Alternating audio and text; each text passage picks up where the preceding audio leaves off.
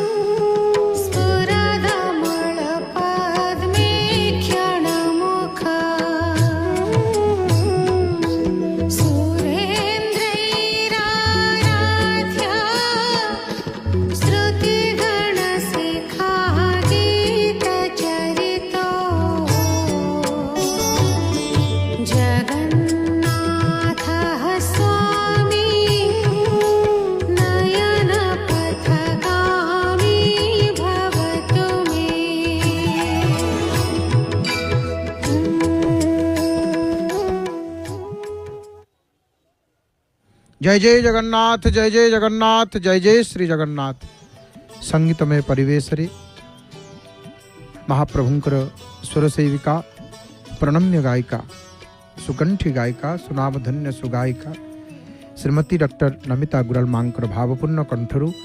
भावपूर्ण भजन श्रवण करी महाप्रभुंकर आळती दर्शन करुथिले। एबे आसंतु पुणी से कथा परिसर को आमे माने फेरी आसीबा।